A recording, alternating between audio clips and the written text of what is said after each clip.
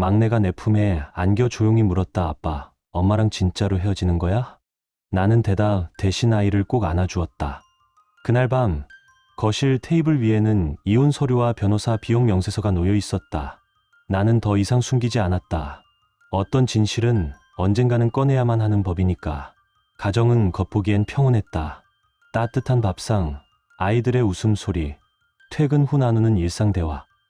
하지만 그 모든 일상이 무너지는 데는 단 한순간이면 충분했다. 7개월 전 나는 아내의 외도를 알게 됐다. 그리고 그 순간부터 내 세상은 조용히 무너져 갔다. 사랑했던 사람의 배신, 지켜야 할 아이들, 그리고 아무 일 없는 듯 웃는 그녀를 매일 마주해야 했던 시간들. 나는 말없이 견뎌야 했다. 분노와 허탈함, 복수심과 무기력 사이를 오가며 나는 스스로를 잃어갔다. 하지만 이 이야기는 단지 이혼이나 배신에 관한 얘기가 아니다. 무너진 관계 속에서도 다시 숨 쉬려는 한 사람의 기록이다. 그의 선택은 무엇이었을까? 그리고 그 끝에 남겨진 것은 무엇이었을까? 결말은 여러분의 예상을 완전히 뒤엎을지도 모릅니다. 여러분의 생각은 어떠셨나요? 댓글로 꼭 남겨주세요. 구독과 좋아요도 잊지 마시고 방탐정의 이중 파일과 함께 더 놀랍고 흥미로운 이야기 속으로 떠나봐요.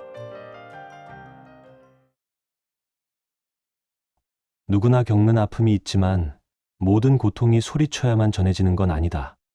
그리고 모든 배신이 들켜야만 배신이 되는 것도 아니다.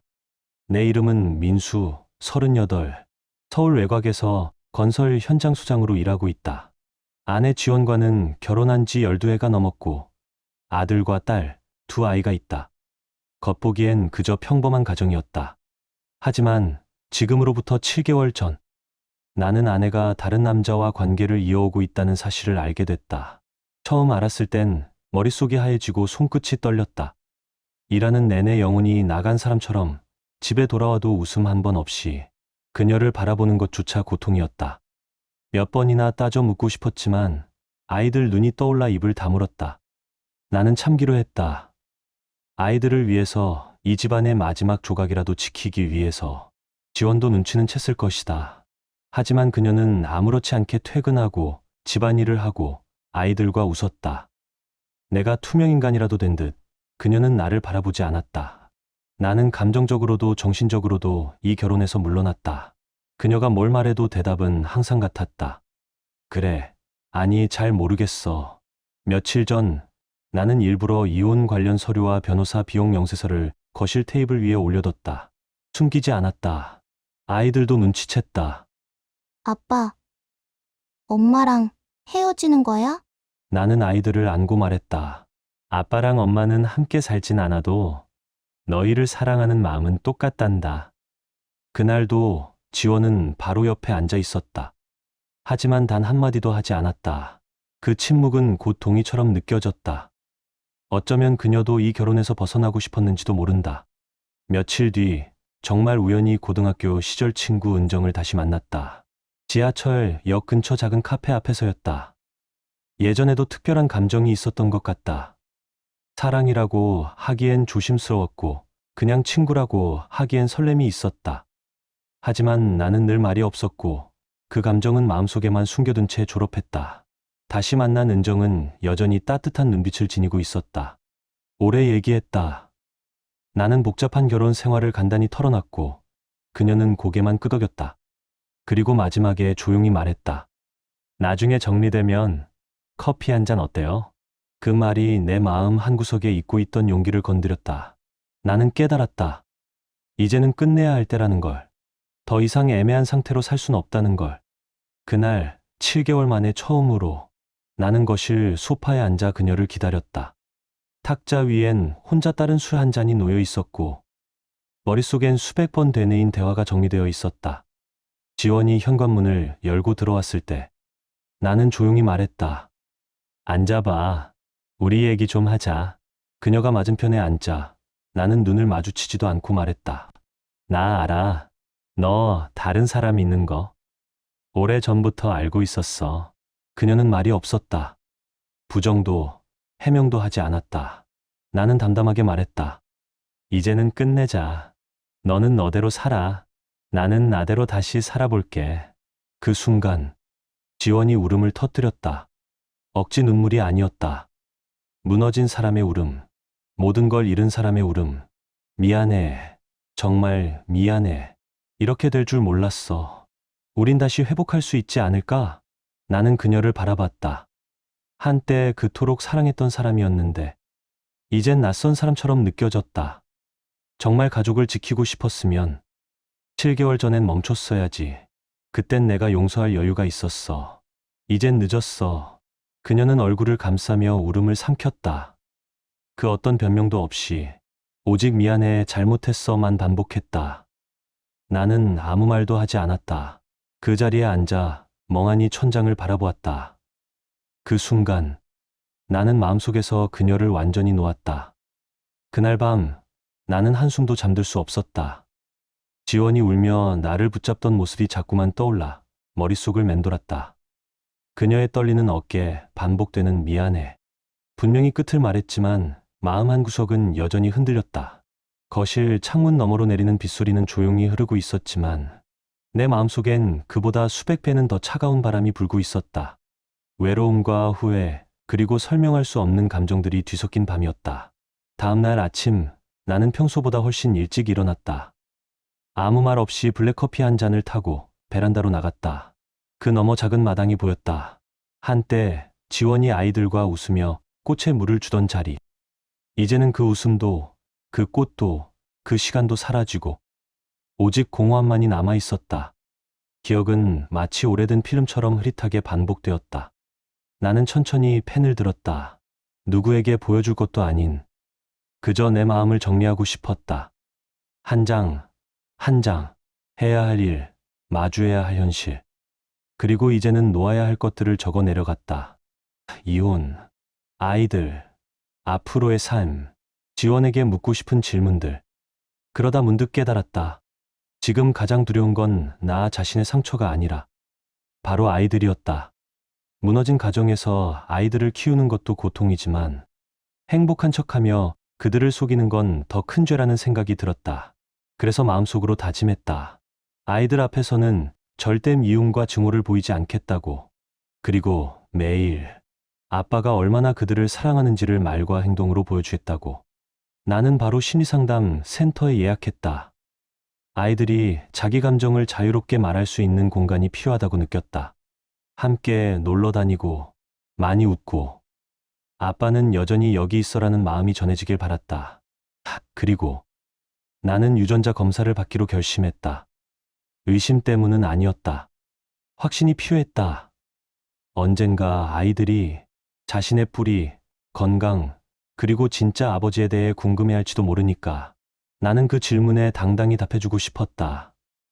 진짜 아버지로서의 책임을 끝까지 다하고 싶었다. 결과가 어떻게 나오든 말이다. 그 무렵 나는 은정에게 전화를 걸었다. 딱 한 번 망설이다가 용기를 냈다. 아직 마음이 정리가 안 됐고 지금은 새로운 걸 시작할 준비가 안 됐어. 잠시 정적이 흐른 뒤 그녀는 조용히 말했다. 괜찮아요. 기다릴 생각은 없어요. 그냥 언젠가 얘기하고 싶을 때 연락 주세요. 난 여기 있을게요. 그 말에 나는 괜히 울컥했다. 어떤 기대도 강요도 없는 말. 그저 그 자리에 있어주겠다는 따뜻한 진심 하나. 그 말이 고마웠다. 부담도 기대도 없는 진심 어린 배려. 나는 다시 한번 준비하기로 했다. 지원과의 마지막 대화. 이번엔 싸우지도 소리치지도 않을 생각이었다. 그저 한때 서로 사랑했던 두 사람이 마지막으로 사람답게 이야기할 수 있기를 바랐다. 나는 종이에 몇 가지 질문을 적었다.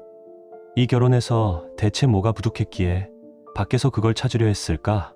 아이들 생각은 했을까? 그 순간에 내 입장이었다면 용서할 수 있었을까? 주말 나는 지원을 다시 만났다. 그녀는 눈 밑이 퀭했고 머리는 흐트러져 있었다. 내가 알고 있던 그 모습이 아니었다. 하지만 더 이상 사랑은 남아있지 않았다. 남은 건 연민. 하지만 연민으로는 결혼을 지킬 수 없다. 그녀는 말도 제대로 꺼내기 전부터 울기 시작했다. 나는 조용히 기다렸다. 잠시 후 그녀가 말했다. 정말 미안해. 당신이 알 줄 몰랐어. 처음엔 그냥 감정에 휩쓸렸어. 별 생각 없었어. 그냥 새로움이 필요했던 것 같아. 근데 당신이랑 아이들 버릴 생각은 아니었어. 나는 길게 숨을 쉬었다. 버릴 생각은 없었대도. 내 기분은 생각해봤어? 7개월 동안 나는 살아있는 시체였어. 그녀는 아무 말도 하지 않았다. 나는 이어서 말했다. 정말 나랑 가족이 소중했다면 애초에 이런 일은 없었을 거야. 어떤 실수는 한 번이면 모든 걸 끝낼 수 있어. 그녀는 책상에 엎드려 오열했다. 하지만 나는 알았다. 이제 정말 끝이라는 걸. 그날 이후 나는 마음이 조금은 가벼워졌다. 용서해서가 아니라 내가 할 말을 다 했기 때문이다. 그녀도 들었다. 이해했을 것이다. 용서라는 건 지금이 아니면 아마 영원히 없을 수도 있다. 며칠 뒤 나는 법원에 가서 이혼 서류를 정식으로 제출했다. 이미 모든 서류는 준비되어 있었다. 재산 분할은 55점. 싸우고 싶지 않았다. 내가 악한 사람처럼 보이고 싶지도 않았다. 변호사에게 말했다. 그녀가 나한테 잘못한 건 맞지만 그렇다고 내가 잔인해지고 싶진 않아요. 난 그저 자유롭게 다시 시작하고 싶을 뿐입니다. 그 후 며칠 뒤 지원이 다니던 직장을 그만뒀다는 소식을 들었다. 그녀는 직접 인사팀에 가서 자신의 잘못을 밝혔다고 했다. 며칠 후 지인의 전화를 통해 들었다. 회사에선 이미 소문이 돌았고 팀원들도 하나둘씩 거리를 두었다고 한다. 누구도 대놓고 욕하진 않았지만 시선은 차가웠다고 했다.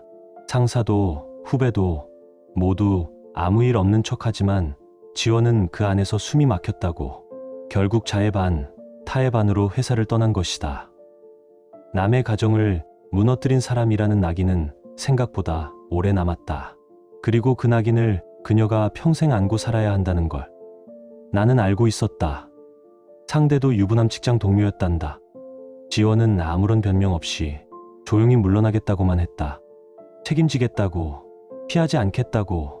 그리고 어느 날 그녀에게서 긴 문자 메시지가 왔다. 그녀는 상대의 아내에게 직접 전화를 걸어 울면서 사과했다고 했다.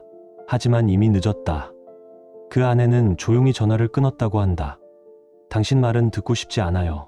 라는 한마디만 남기고 그걸 전해 들은 나는 마음 한편이 시원했다. 누군가는 그래도 말해줘야 했다. 이기적인 행동엔 반드시 대가가 따른다는 걸. 나는 답장을 하지 않았다. 고마운 마음이 없었던 건 아니다. 하지만 말 한마디가 지금의 이 결말을 바꾸진 않는다. 며칠 후 그 남자의 아내에게 전화가 왔다. 목소리는 작고 떨렸다. 안녕하세요. 저는 그 사람의 아내입니다. 확인하고 싶어서요. 혹시 그 이야기가 사실인지. 나는 조용히 말했다. 네. 필요하다면 자료도 드릴 수 있습니다. 복수하고 싶은 마음은 없어요. 다만 진실은 알려야 한다고 생각합니다. 우리는 근처 조용한 카페에서 만났다. 나는 프린트한 사진들과 기록한 메모들을 가져갔다. 그녀는 손을 덜덜 떨며 컵을 들었고 자료를 보더니 울음을 터뜨렸다. 의심은 했어요. 그런데 그냥 스스로를 속이고 있었나 봐요. 이제는 끝이에요. 정말 감사합니다. 나는 고개를 저었다. 이런 일에 감사란 말 어울리지 않아요. 우린 그냥 희생자일 뿐입니다. 그날 밤 나는 혼자 그 남자에게 연락했다. 회사 주소도 번호도 알고 있었다. 처음이자 마지막이라는 생각으로 정중하게 만나자고 했다. 그는 생각보다 쉽게 나왔다. 말끔한 양복 차림이었다. 조용한 카페 구석, 나는 눈을 마주치지 않고 말했다. 가족이 있는 남자가 감정을 통제 못하면 누가 책임집니까? 그는 어색하게 웃으며 말했다. 그땐 감정에 휘말려서 나는 조용히 고개를 저었다. 그 핑계는 듣고 싶지 않아요. 난 당신을 용서할 생각 없습니다. 다만 당신 아내에겐 진심으로 사과하세요. 그분은 아무 죄도 없어요.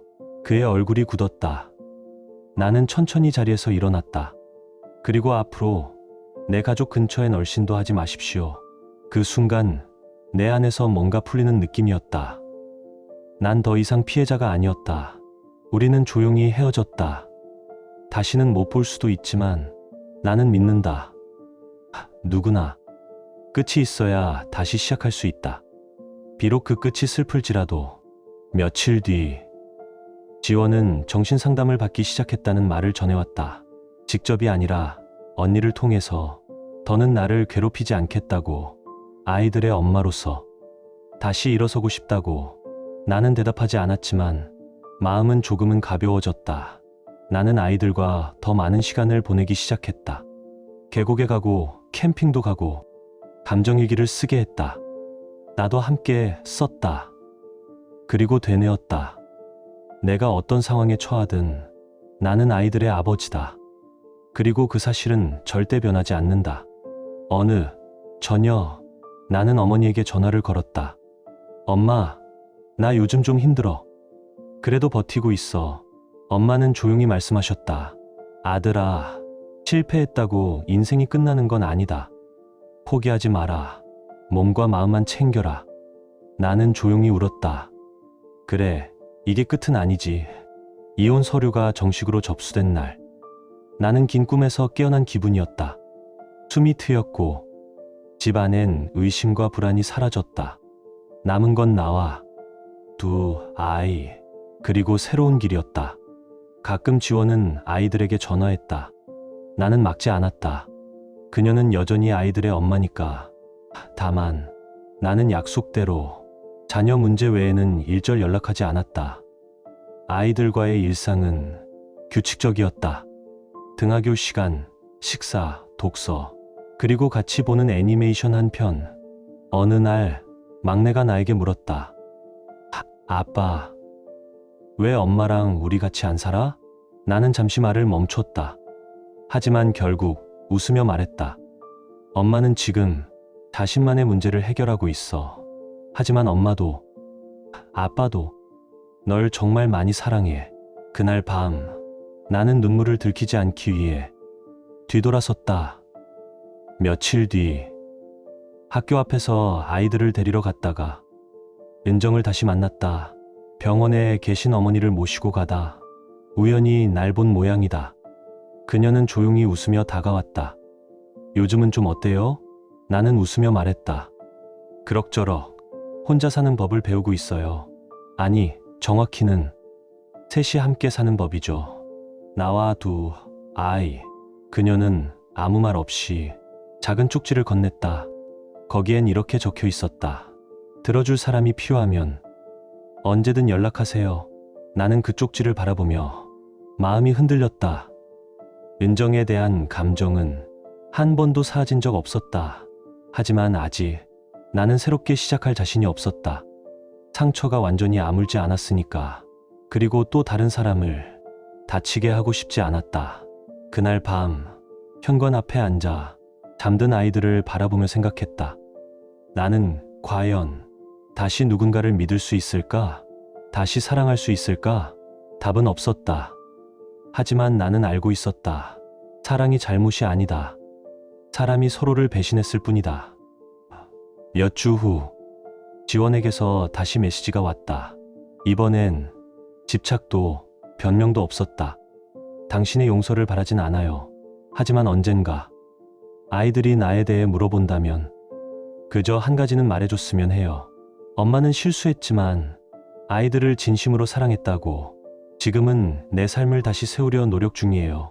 비록 당신 옆은 아니지만 진심으로 행복하길 바랍니다.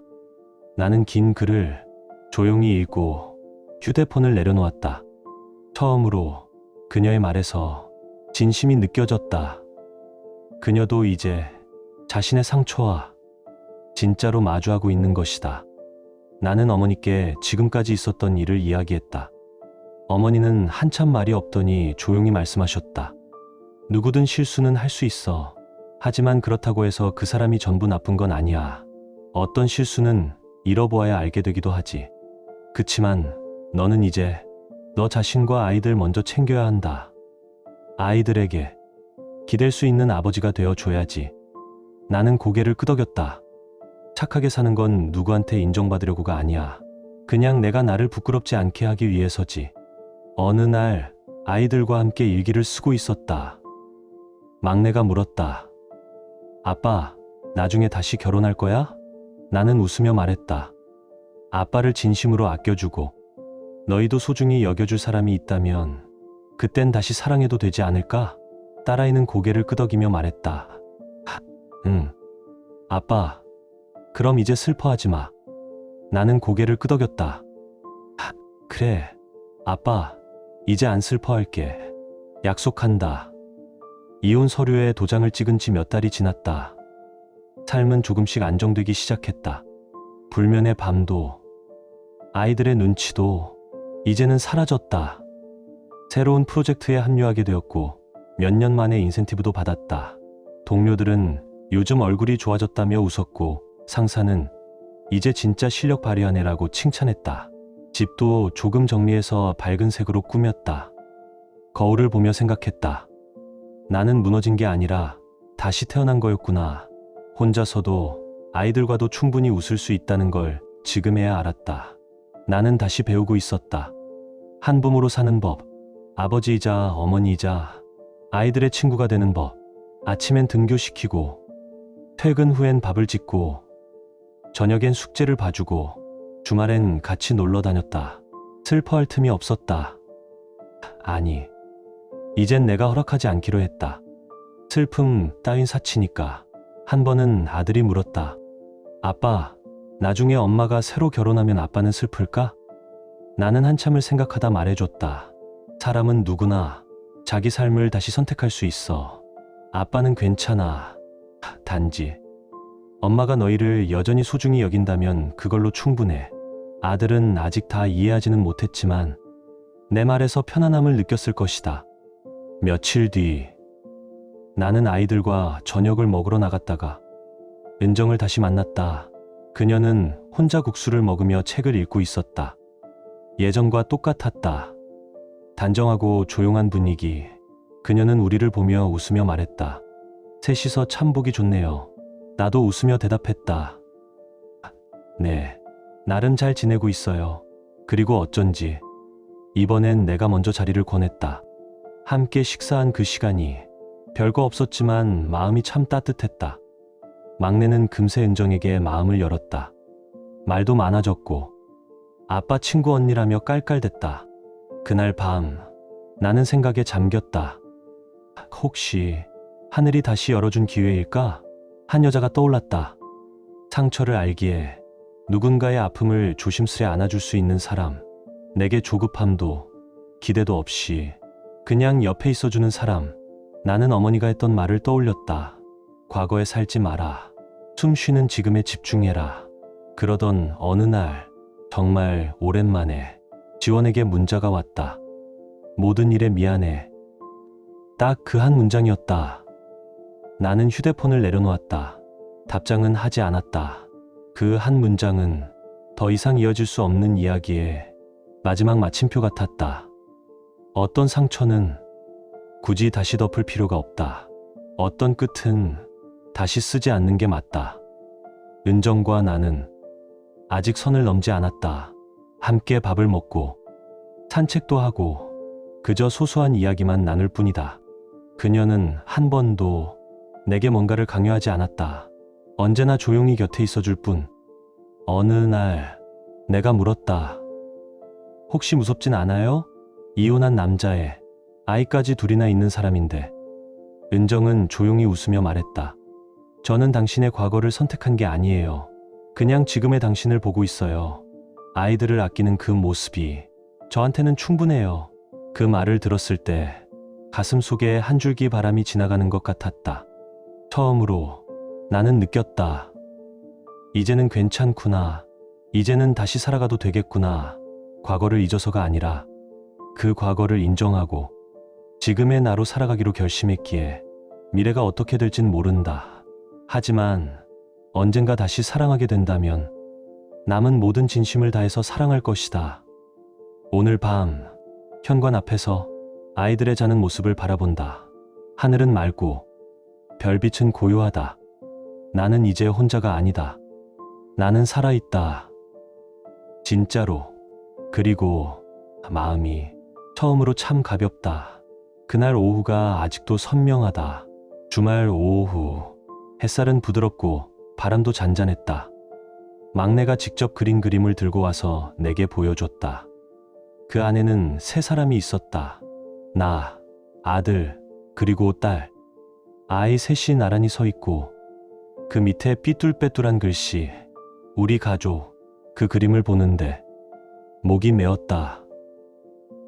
그래, 어린 마음에도 곁에 있어주고 사랑해주는 아빠 하나면 가족이라 부를 수 있는 거구나. 나는 아이를 꼭 안아주며 말했다. 우리 가족, 앞으로도 이렇게 함께하자. 아이는 방긋 웃으며 고개를 끄덕였다. 몇 달이 지나 삶은 조금씩 제자리를 찾아갔다. 나는 스스로에게 기회를 주기로 했다. 잃어버린 걸 메우려는 게 아니라 이제라도 행복할 자격이 있다고 믿고 싶어서. 은정은 여전히 내 곁에 있었다. 처음부터 그랬듯 조급해하지도 무언가를 요구하지도 않았다. 아이들과 함께 외출할 때면 내가 초대하면 조용히 따라와 주고, 아니면 그저 오늘도 잘 지내요? 짧은 문자 하나 남길 뿐. 나는 알았다. 어떤 사랑은 요란하지 않지만 마음 깊숙이 스며드는 것임을. 어느 날 밤, 아이들이 잠든 뒤 나는 은정을 집에 초대했다.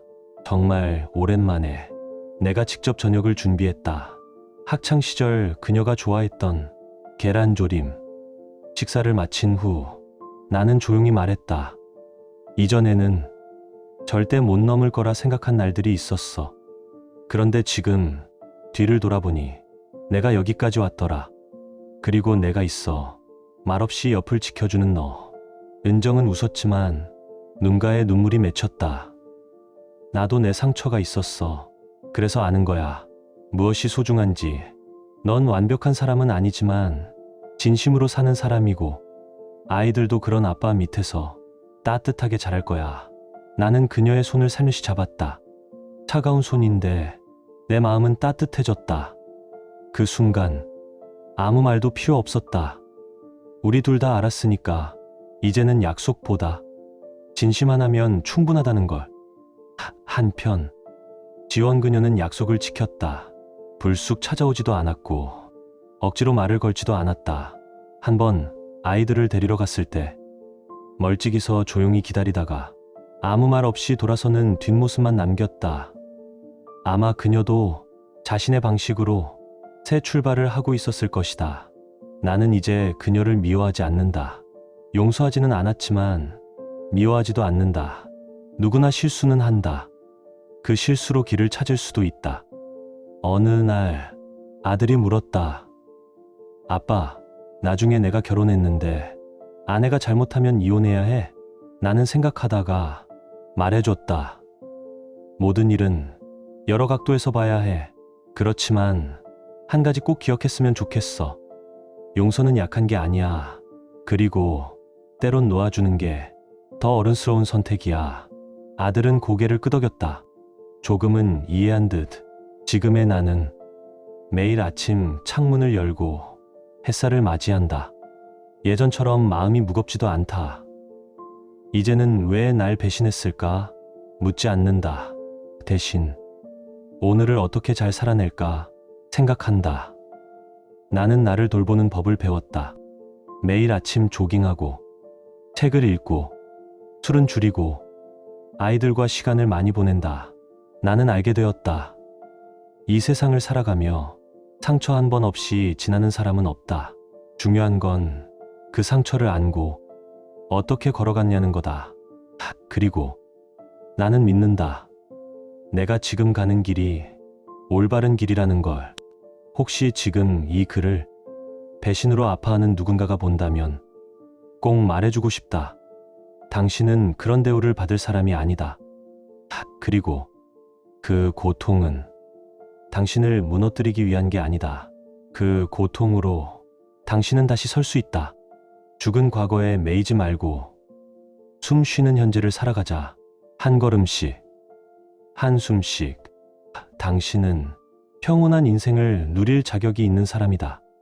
나처럼, 지금 이 순간에도 살아 숨 쉬는 나처럼. 끝까지 함께 해주셔서 진심으로 감사합니다. 공감하셨다면 구독과 좋아요로 마음을 나눠주세요. 그리고 응원의 댓글을 남겨주시면 더 좋은 영상을 만들 수 있는 힘이 됩니다. 그럼 다음 영상에서 다시 만나 뵙겠습니다.